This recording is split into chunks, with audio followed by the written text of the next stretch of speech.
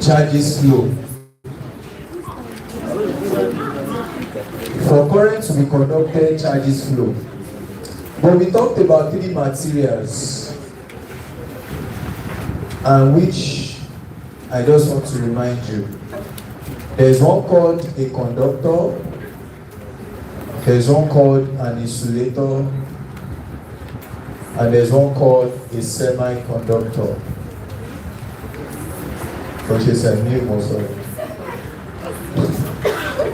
So we have a semiconductor. A conductor is a material that allows the flow of electricity. Abi, why an insulator do not allow the flow of charges?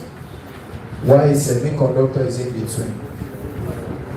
So they partially allow. So some of you are looking so hungry. I only said it because that I she said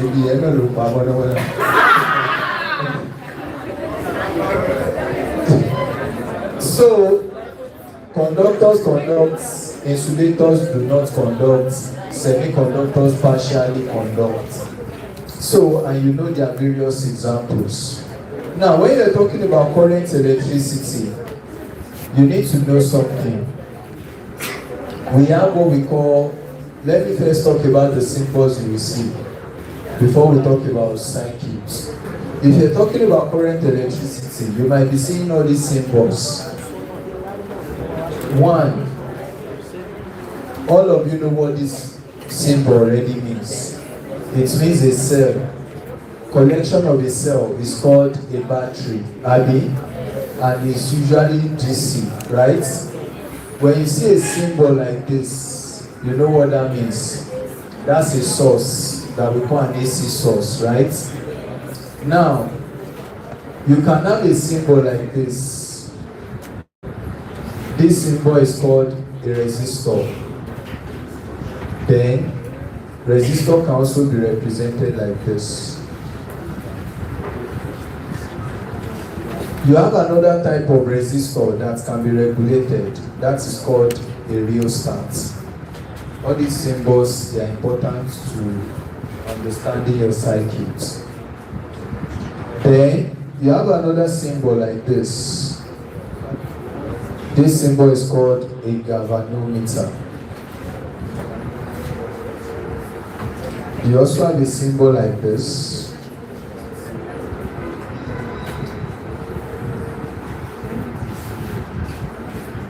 This is called a jockey or a slider. You have a symbol like this.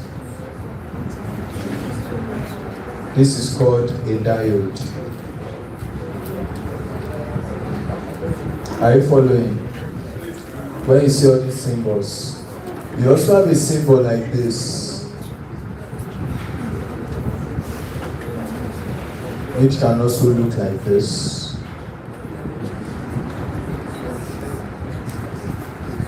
It is called an open key or open switch.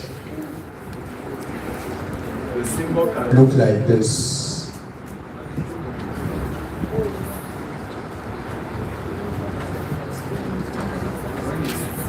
Symbol. This is called a closed key. Then you can also have a symbol like this. This is called an ammeter in your circuit. You can have another like this. This is called a voltmeter. They all have their functions in a circuit. So, you can also have something that looks like this. This can be called a load or a bulb. A load or a bulb. You can have a symbol like this of equal lengths. This is called capacitor. That's called capacitor. So, when you combine all of these symbols together, then we have what we call a circuit. a circuit. Because that's why I left that topic we were doing before, because I realized many of you were looking at me like sheepgoats. Because you did not understand some of these things and you made that one so difficult. How many of you look like sheepgoats? Your hands up. How many of you look like he-goats? How many of you is in between? Neither she nor he were hermaphroditic goats. So, are you true?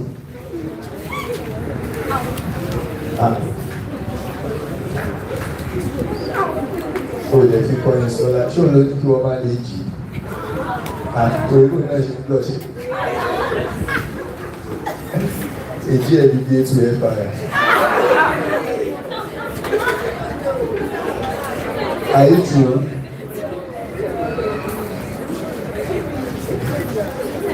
Some of you are asking if I've been to fire before.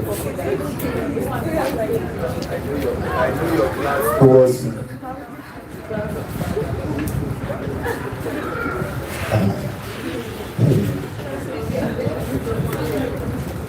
Are you true? Oh yeah, you are the one I'm waiting for. That's why I'm abusing Onisola. You want me to continue to abuse her?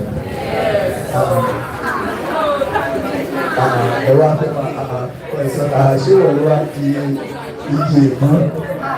Ó abájọ tó bẹ ní ìrèké.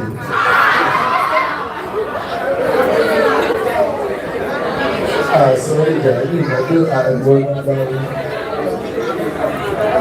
Are you true? I should continue.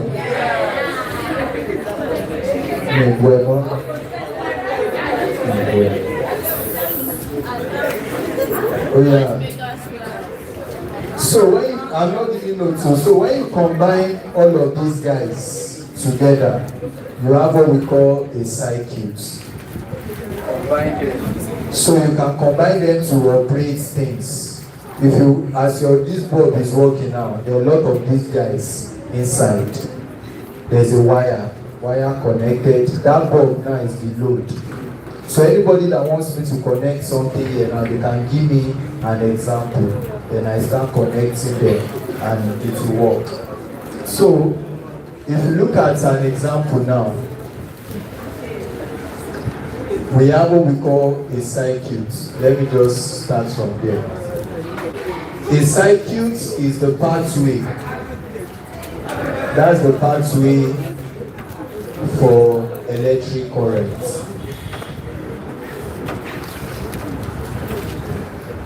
The pathway through which electric current will move, we call it a circuit. The pathway through which current travels. If you put this bulb here and you did not join a wire so that current can travel, then you don't have a circuit. So there's a switch.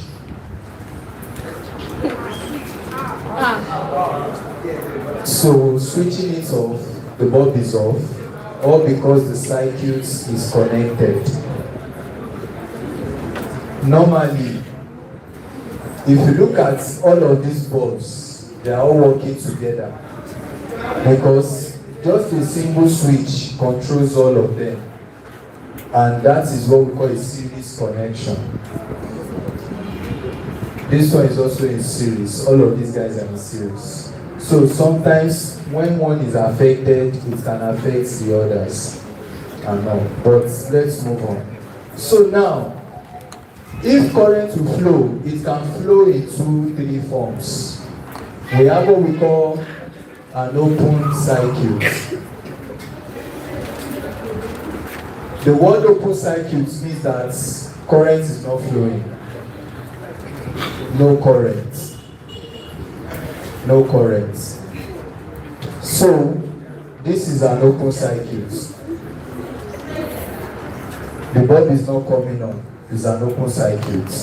That means I let the key open. But when I keep the key closed, then it becomes what we call a closed circuit. So now, we have what we call a closed circuit. So through this now, current flows. Then that is called a closed circuit. Then you have another one called short circuits. Have you ever owned electricity in your house and maybe what you have that you want the lights for is not working? You want the extension, current is flowing, but what you plug to it is not working. So when you have a circuit that current is flowing, but that current is not passing through a load. You know, these bulbs now, they are the load. So when I switch it on, that means it is closed. Then the load comes on. The bulbs are bright. Now, current flows in a short circuit, but do not serve a load. Do not serve a load. So that is what we call short circuits. So let's look at an example diagrammatically. So when you have a circuit like this,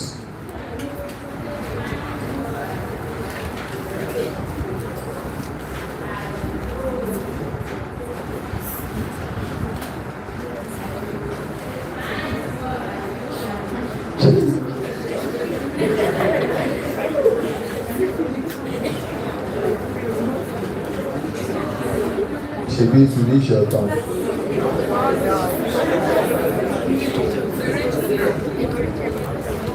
So look at these circuits that we have now. This is called a circuit. This is a complete circuit. It has a battery, Abby. You can identify everything now. That's why we have to do this topic before we move on with what we were doing before. You have a battery, you have a switch. So that's this part now is what I'm doing there. That I'm clicking and unclicking. Do you get that? So if I click now, this bulb will come on. If I unclick, the bulb will go off. So in this case now, this bulb will not come on. That's an open circuit. When you leave the key open, so the key is open there now. So that's why we call it open circuit. All of these terms is important to understand them because when one solves some problems, they might be telling you if that key was left open, it is now for you to start thinking about, oh, when the key was left open, what happened? When the key was closed, what happened? So the key here is left open. This symbol represents what? Voltmeter. This symbol represents a resistor, Abby, and this is a bulb or a load. This represents what? An ammeter. You can see the way I've connected it. It's a proper way. So if I plug this now, this is the battery that will make this bulb to come on. So if I plug this now, then all of you will say clock it. So now, one thing you now need to know is that for a battery, the shorter part of a battery is negative. The longer part is positive. So when you see the symbol for a battery, anytime you see this long part, it represents positive. This short part, it represents negative. So how does current flow in a circuit? We said current electricity is the study of what? Electricity in motion. When I switch this thing on, what happened? How did the electricity now flow inside? So, whatever it is, what is flowing is called an electric current. So we define electric current. What flows in this place is called an electric current. An electric current flows due to what?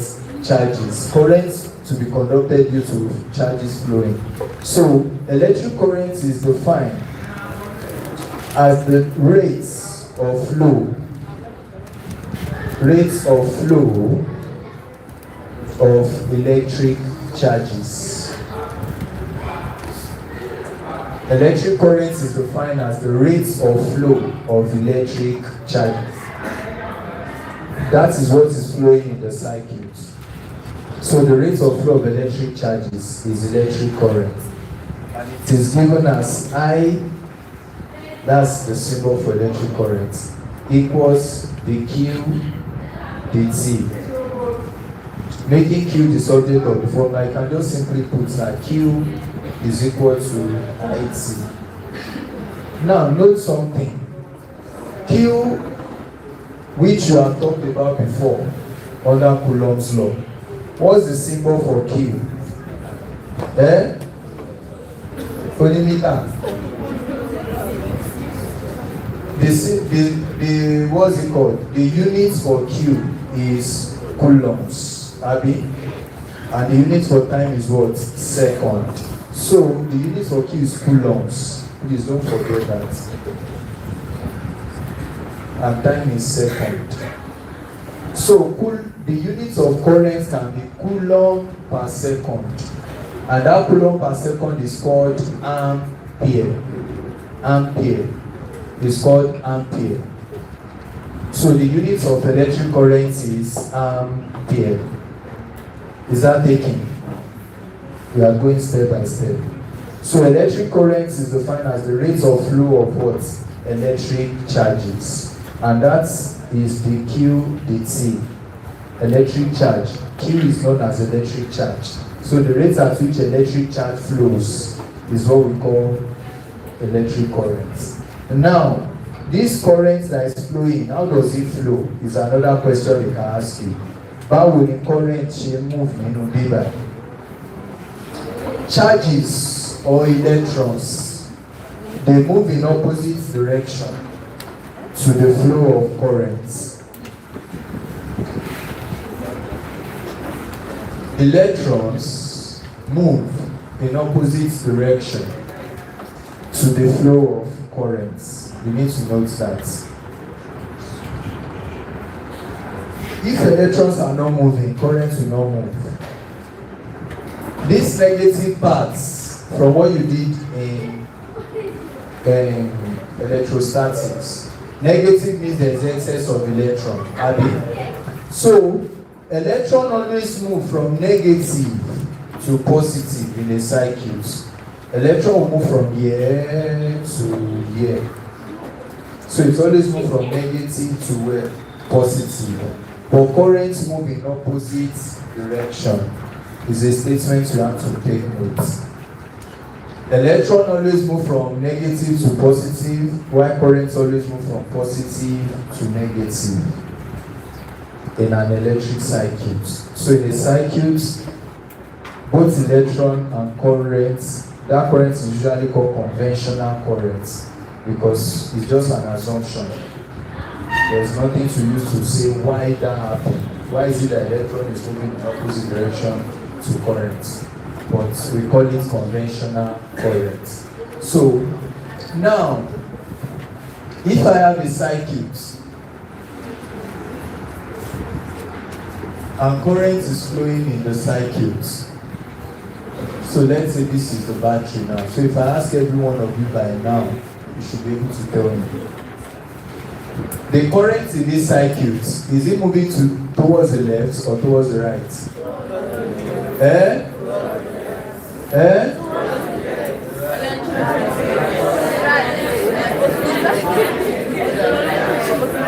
Current, is it moving towards the left or towards the right?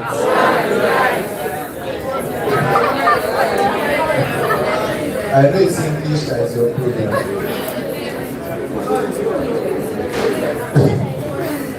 It's actually moving towards the left, in the left direction. Do you get that? Currents will move this way.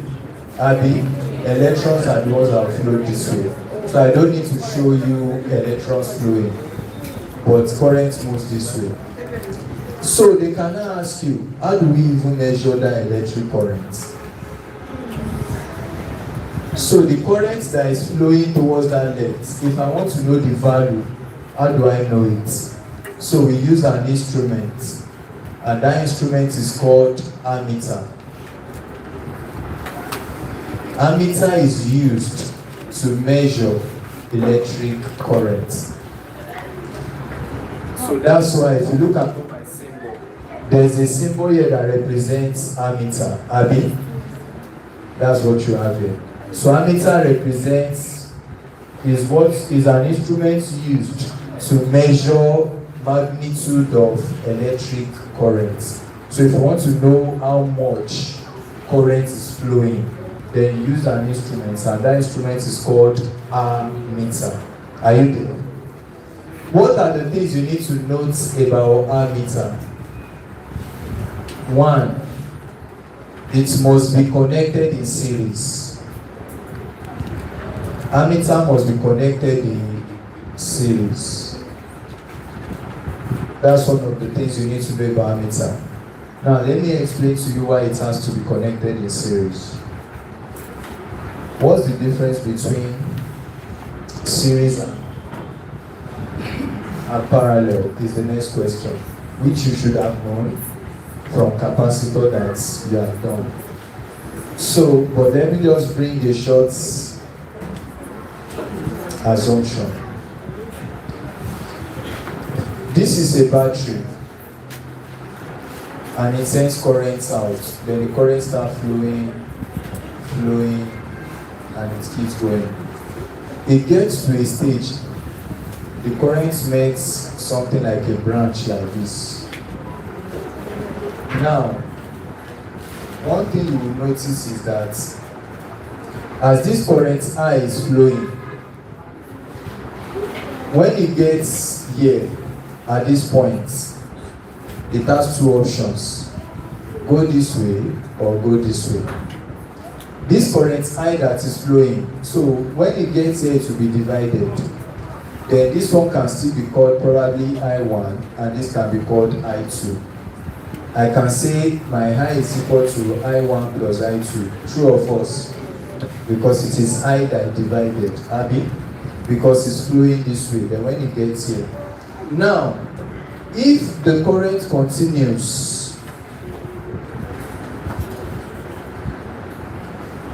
without dividing at any point, then you said it is in series. When it gets to a junction and it divides, then you say it is in parallel. So, for parallel connection, you always have a junction. For series connection, there will be no junction. So if you follow the trace of the currents, I come along saying, so it cannot divide. But if the current keeps going and it meets a junction and it's divided, then you say that is parallel. So a parallel connection is when there is a junction. So current comes in and the current got divided. But if the current continues straight from one point to another point without branching, then you say that is series. Then this is parallel.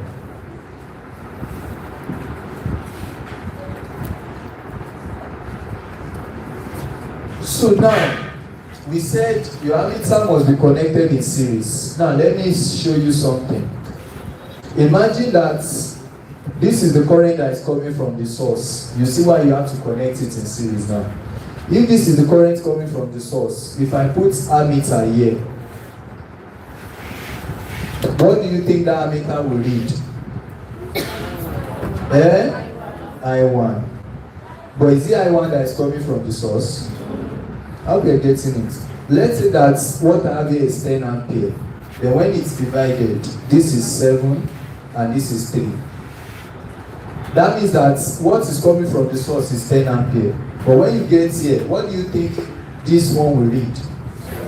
7 ampere. Does that give you an accurate answer? No.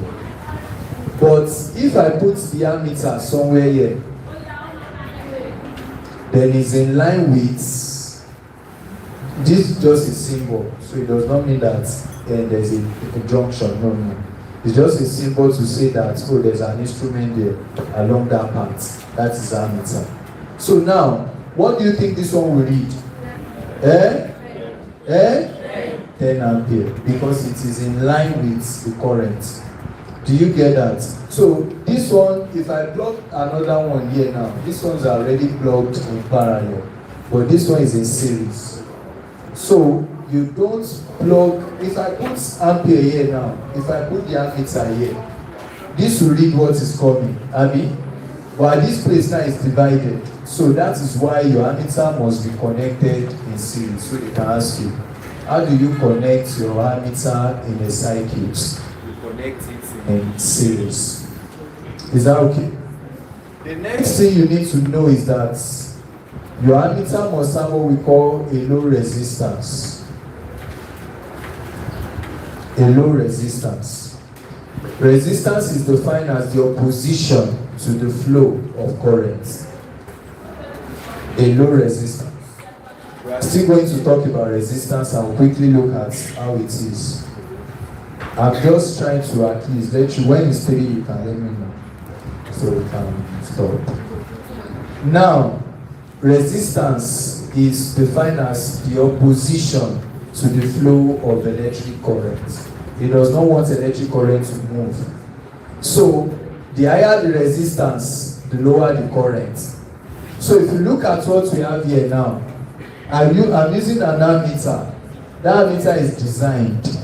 And the way it is designed, we've talked about it under magnetism actually. So if current starts flowing, and this thing is not even allowing the current to pass, then it won't do the job. What is the job of an ammeter? To measure current. Abi? Now, if I say it has a high resistance, when you measure that current, it won't allow the current to pass. But something that wants to measure current must allow the current to pass through it. So that is why it must be designed with a low resistance. All these are questions they can ask you. Do you get that? But I'm only explaining so that you can think about it even in exam or that day. So an ammeter must have a low resistance because current flowing through it must be able to pass easily so that I can measure the whole current. That's that. So now that you know about current,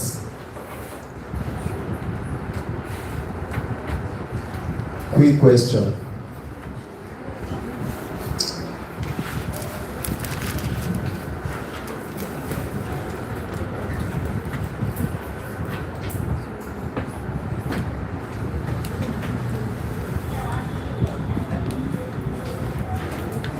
$500 coulombs of electricity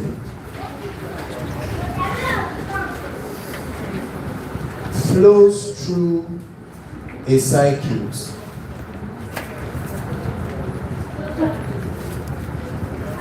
$500 coulombs of electricity flows through a circuit in 3 hours. In 3 hours. Determine the electric current.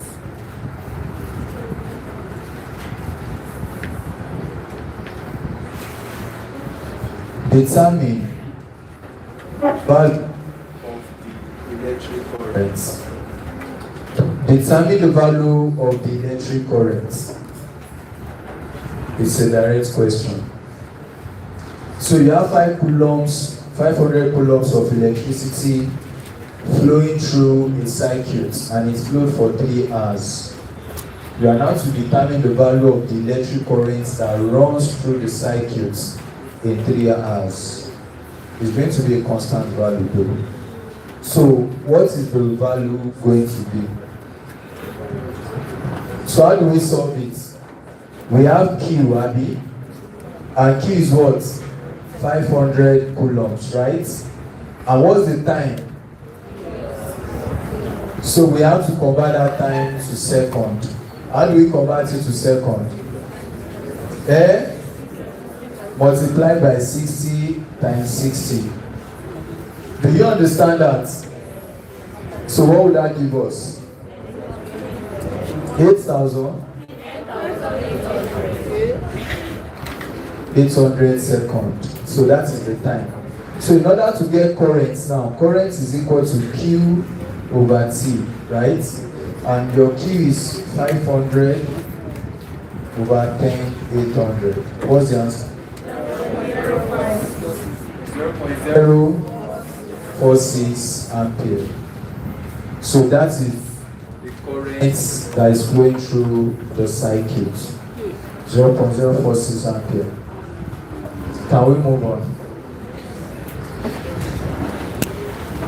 Now that you know about the currents, and now you can measure the current.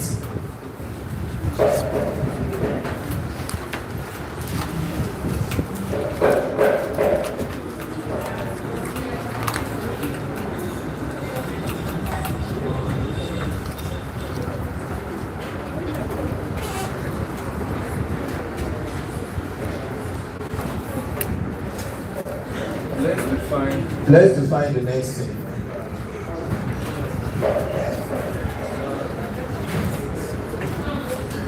Resistance. Then after resistance, I'm still going to talk about conversion of ammeter to galvanometer, and we did talk about during, because I assume you have not really known this part, so I like to talk about it here than under magnetism, except you have known this part. So resistance. Resistance is defined as the opposition to the flow of current. Opposition to the flow of current. Before I talk about combination of resistors, I'm going to talk about potential difference so that you understand it better. So opposition to the flow of current. What does not want current to flow? Nothing comes that easy. Even in a wire, as the electrons are moving, some things are stopping them. So those things stopping them, and if they don't move, there will be no current. So those things stopping them is what we usually call resistance. Why does it happen? So the symbol for resistance or resistor is this.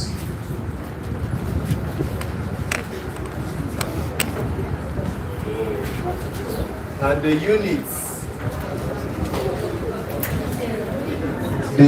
is this. Unit of resistance is ohms, and that is the symbol omega.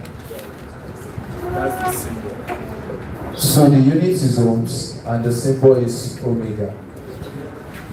So what are the factors that affect the resistance of a resistor?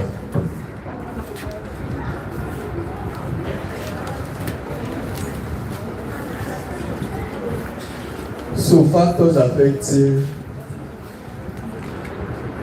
resistance of a resistor or a conductor. Number one,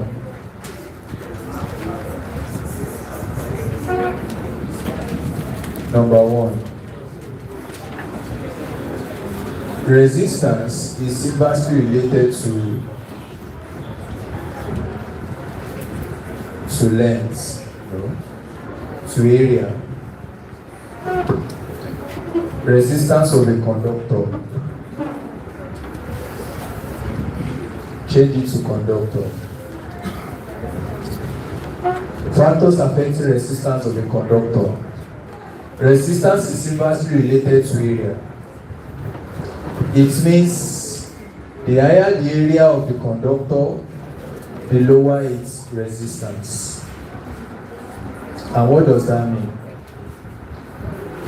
This is the wire that electricity wants to flow through. These are the atoms that make up the wire. And in these atoms, there are electrons. And those electrons continue to drift, move from one point to another.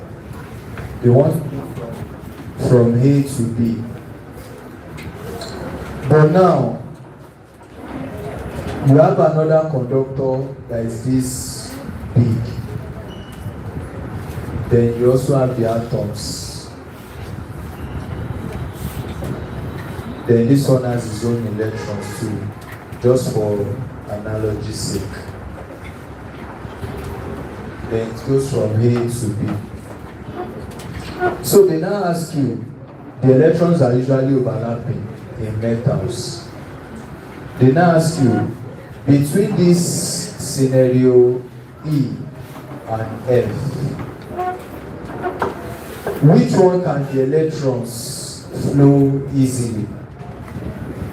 Between E and F, which one can electrons flow easily? It's just like all of us want to pass through a large space. It will be easier for us to move. Abi? But if all of us want to pass through a very small space, it will be difficult for us to move. So, the higher the area, the lower the resistance. That means it can move easily. Electron can move easily. And if electron move easily, then you have what we call electric currents. But if the electrons are not moving easily, then current will not flow. Because it is when electron move that you have currents. That's what you have. Number 2, resistance is directly proportional to length. The higher the length of a material, the higher the length of the material, or the higher the length of the conductor, the higher the resistance.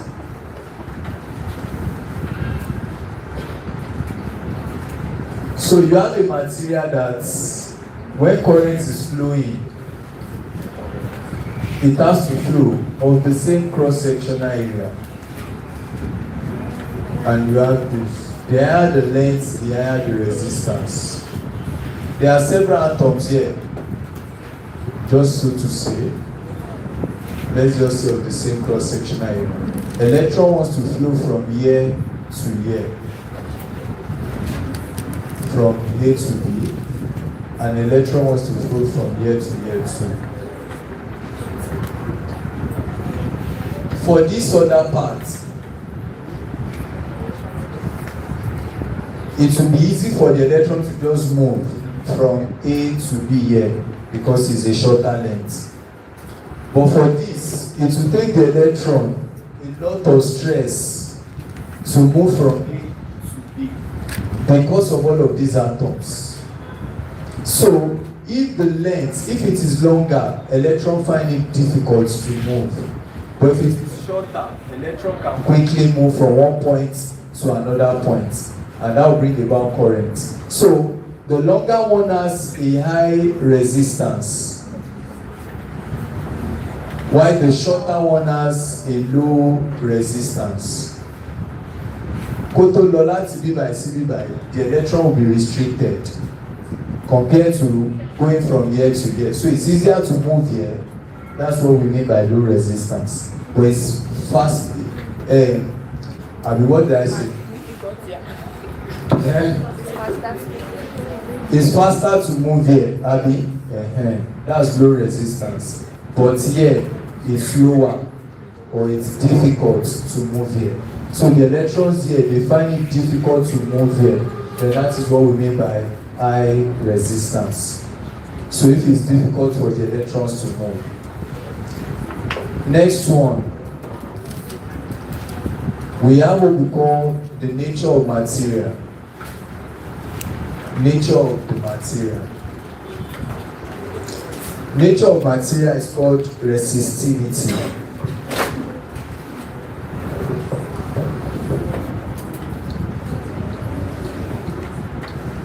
Resistivity of the material.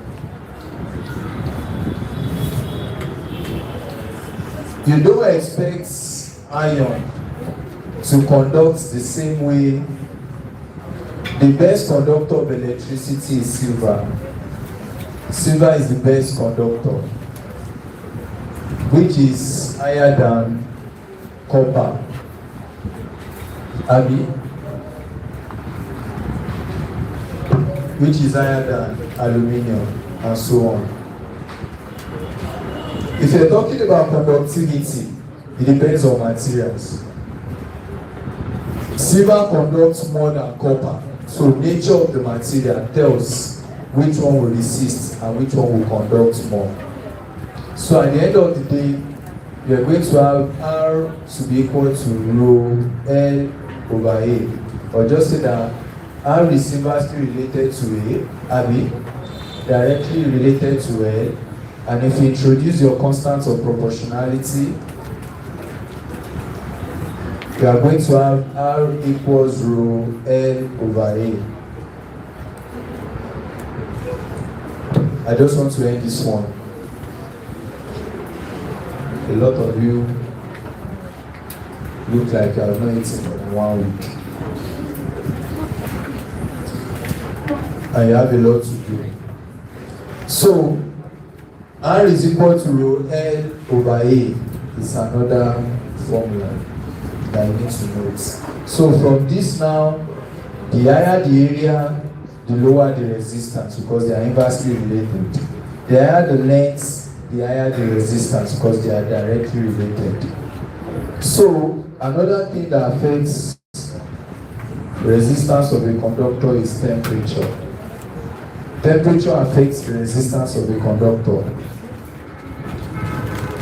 The higher the temperature, the higher the resistance. So, if you increase temperature for a conductor, not for a semiconductor, increasing temperature for a conductor increases its resistance. The reason is that if I take this material and I want the electron to move from here to here, and I increase the temperature, if I increase the temperature, then this electron, instead of flowing, they will just keep bubbling. They will just gain energy and just be moving up and down, up and down, up and down. Instead of moving, flowing easily. It's like you are boiling water. The water will keep jiggling. So keep jiggling like that. Or like the water just moving. So increasing temperature increases resistance. And there's a formula that relates that. R is equal to R naught 1 plus alpha delta T. Is that correct?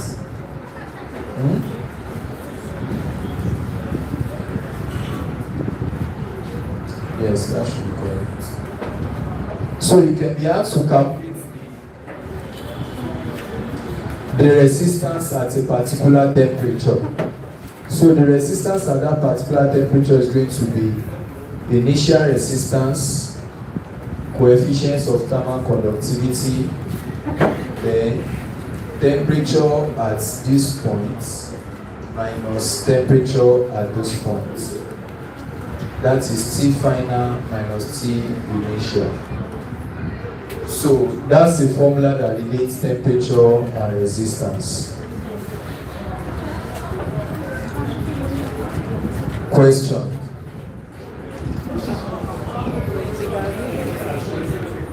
Question before we go. Question before we go on this. Are you true? Can we write the question now? Right. A wire of cross-sectional area, a wire of cross-sectional area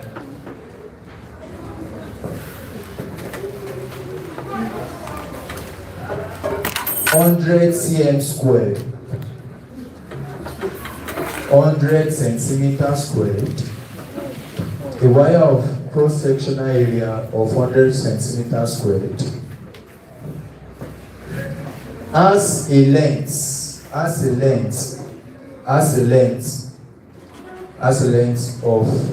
1000 centimeter, has a length of 1000 centimeter. Full stop. If the resistance of the wire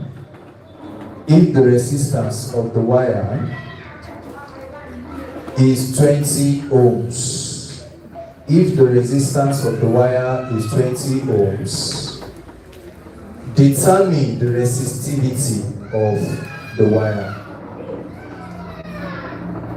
If the resistance of the wire is 20 ohms, determine the resistivity of the wire. Determine the resistivity of the wire.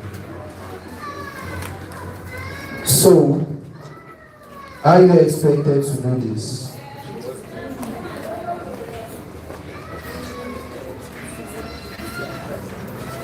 So, are you expected to do this?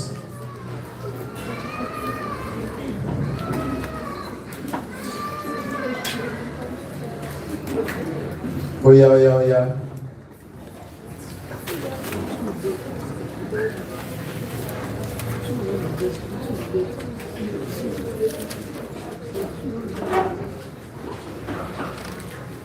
Right.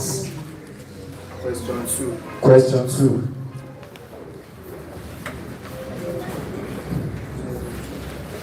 A wire has a diameter. A wire has a diameter. A wire has a diameter of 10 centimeter. A wire has a diameter of 10 centimeter. And a length of 4 meter. And the length of 4 meter. The wire has a diameter of 10 centimeter and the length of 4 meter. If the resistance of the wire is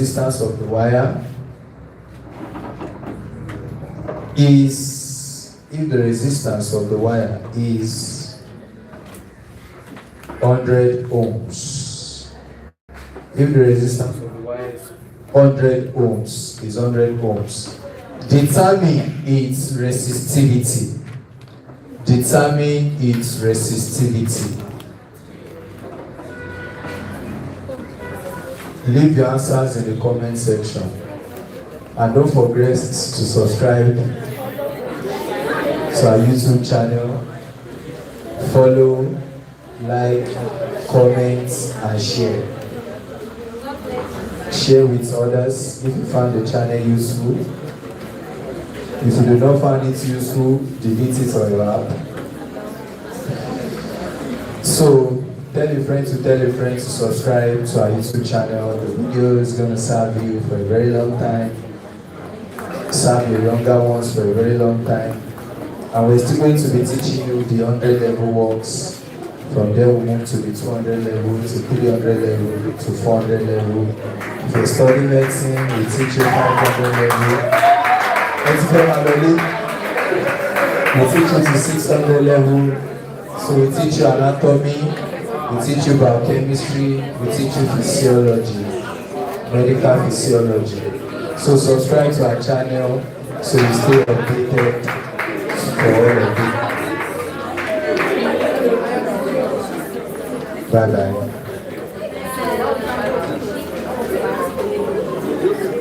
You people should not go and subscribe. Your 100 level will be online. So go and subscribe so that it becomes easier. See, so therefore your work will be here. Tomorrow they do that. So you guys should take care of yourself. I'll see you on Monday.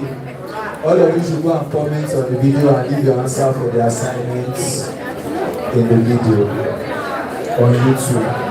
When I come on Monday, I'll be calling you one by one, everybody that commented. Bye bye.